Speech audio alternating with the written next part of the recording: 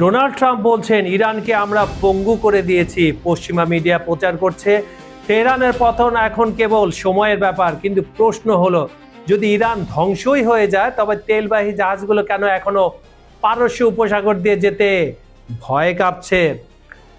নেতাকে হারিয়েছে, পরিবার হারিয়েছে, এমনকি নতুন সেনাপতি মোস্তফা খামেনি নিজেও আজ আহত।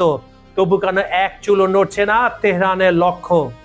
খবর সংযোগের বিশ্লেষণমূলক অনুষ্ঠানে আজ আমরা উন্মোচন করব সেই গোপন সত্য, যা শুনলে হোয়াইট হাউসের ঘুম হারাম হয়ে যাবে। আজ আমরা জানব কেন আমেরিকার মারণাস্ত্রের চেয়েও ইরানের আদর্শিক প্রতিরোধ অনেক বেশি শক্তিশালী। ড্রোন, মিসাইল আর অদৃশ্য সাবমেরিনের জালে কিভাবে আটকা পড়েছে মার্কিন রণকৌশল। মোস্তফা খামেনি কি তবে ইসরায়েল আর আমেরিকার জন্য এক নতুন দুঃস্বপ্ন হয়ে আসছেন? ভিডিওটি শেষ পর্যন্ত দেখুন, কারণ আজকের এই বিশ্লেষণে আপনি জানতে পারবেন কেন আহত বাঘ দমে যায় না, বরং আরো ভয়ঙ্করভাবে ঝাঁপিয়ে পড়ে।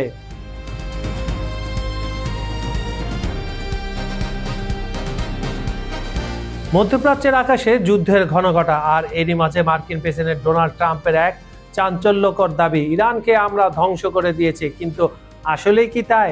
ট্রাম্প যখন বলছেন হরমুজ প্রণালী এখন নিরাপদ, তখন বিশ্বের বড় বড় তেল কোম্পানিগুলো ভয়ে কাঁপছে কেন? আজ আমরা বিশ্লেষণ করব কেন সামরিক বিশেষজ্ঞরা মনে করছেন ইরান দমে যায়নি, বরং তারা এখন ইতিহাসে সবচেয়ে শক্ত অবস্থানে দাঁড়িয়ে। কারণ যুদ্ধের আসল সত্যটা ট্রাম্পের দাবির চেয়েও অনেক বেশি ভয়ঙ্কর।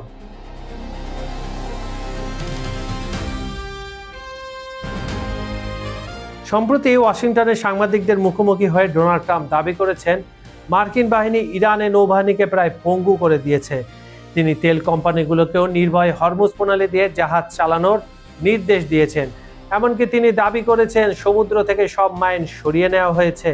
কিন্তু প্রশ্ন হলো, যদি পরিস্থিতি এতটাই শান্ত হয় তবে ইরাকি জলসীমায় একের পর এক জাহাজে হামলা হচ্ছে কেন? কোম্পানিগুলো কেন এখনো ঝুঁকি নিতে ভয় পাচ্ছে?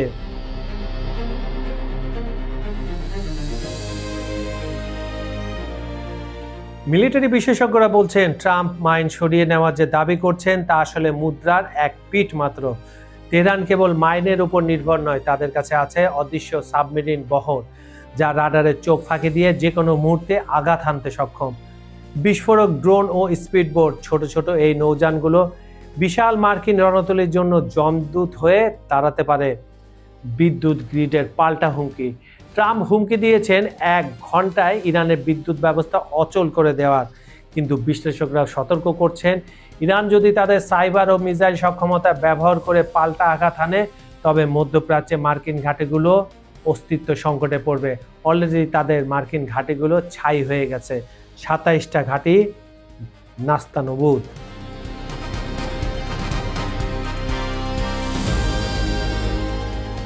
বিশ্লেষকদের মধ্যে ট্রাম্প যেখানে ইরানের পতন দেখছেন, সেখানে তেহরান আসলে নিজেদের রণকৌশল আরও ধারালো করছে।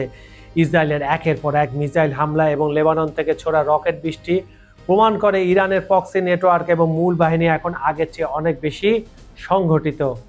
ট্রাম্পের 1 ঘন্টার হুমকি আসলে ইরানের মনোবল ভাঙার চেষ্টা, যা আদতে খুব একটা কাজে আসছে না। শেষ পর্যন্ত কি ট্রাম্পের অতি আত্মবিশ্বাস মধ্যপ্রাচ্যে নতুন কোনো মহাপ্রলয় ডেকে আনবে, নাকি ইরান তাদের সারপ্রাইজ হামলার মাধ্যমে মার্কিন দম্ভ চুরমার করে দেবে? কমেন্টে আপনার মতামত জানান। আপনারা কি মনে করেন, ইরান কি আসলে কোণঠাসা, নাকি এটাই ঝড়ের আগে নীরবতা? এক্ষুনি কমেন্ট করে জানান।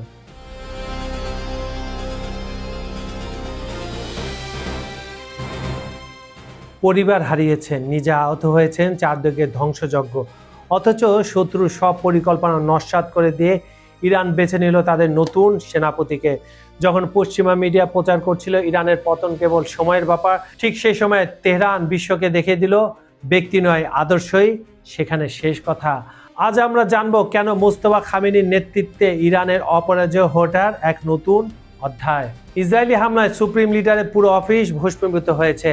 আয়াতুল্লাহ আলী খামেনি শহীদ হয়েছেন, পরিবারের সদস্যরা হারিয়ে গেছেন, এমনকি নতুন নেতা মোস্তফা খামেনি নিজেও গুরুতর আহত। কিন্তু আশ্চর্যের বিষয় হলো, এই শোকের পাহাড় ডিঙিয়েও ইরান প্রশাসন বা সামরিক ব্যবস্থায় এক মুহূর্তের জন্য স্থবিরতা আসেনি। কেন? কারণ ইরানের সিস্টেম কোনো ব্যক্তির উপর নয়, বরং একটি সুশৃঙ্খল অটো পাইলট মেশিনের মতো কাজ করে।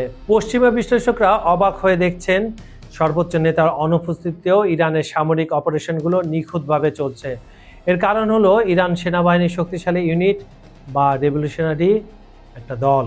তারা এমন এক নেটওয়ার্ক তৈরি করেছে যেখানে নেতৃত্বের উপরিভাগ ক্ষতিগ্রস্ত হলেও মাঠ পর্যায়ের অপারেশনাল শক্তি বিন্দুমাত্র কমে না। মোস্তফা খামেনিকে দায়িত্ব দেওয়ার মাধ্যমে ইরান সেনাবাহিনীর শক্তিশালী ইউনিট বার্তা দিচ্ছে যুদ্ধের ময়দানে কোনো আপোষ নেই, নেতা আহত হতে পারেন কিন্তু লক্ষ্য অটুট। 56 বছর বয়সী মোস্তফা খামেনি কেবল একজন উত্তরাধিকারী নন, তিনি বছরের পর বছর ধরে ইরানের নিরাপত্তা ব্যবস্থার নেপথ্যে কারিগর হিসেবে কাজ করেছেন। ইসরায়েলি প্রতিরক্ষা মন্ত্রণালয় তার ছবি নিয়ে উপহাস করার চেষ্টা করলেও বাস্তবতা হলো তেহরানের ড্রোন এবং মিসাইল প্রযুক্তি আজ যে উচ্চতায় পৌঁছেছে তার পেছনে মোস্তফার মস্তিষ্ক রয়েছে, তার ব্রেন রয়েছে। তার আহত হওয়ার খবরকে যারা দুর্বলতা বলছেন তারা ভুলে যাচ্ছেন আহত ভাগ আরো বেশি ভয়ঙ্কর হয়। পশ্চিমা মিডিয়ার প্রোপাগান্ডা বনাম বাস্তবতা।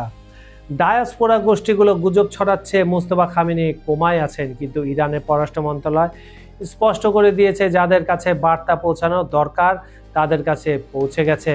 অর্থাৎ ড্রোন হামলা এবং প্রতিরোধ বাহিনীগুলো ঠিকই তাদের কমান্ড পাচ্ছে। ডোনাল্ড ট্রাম্প যখন বুঝতে পারছেন না কি করবেন, তখন ইরান তার লক্ষ্যবস্তু নির্ধারণে বিন্দুমাত্র দ্বিধা করছে না। ইরানের এই কঠিন সময় প্রমাণ করে এটি কোনো তাসের ঘর নয় যে ধাক্কা দিলেই ভেঙে পড়বে। মোস্তফা খামেনির এই অভিষেক আসলে প্রতিরোধের এক নতুন যুগের সূচনা।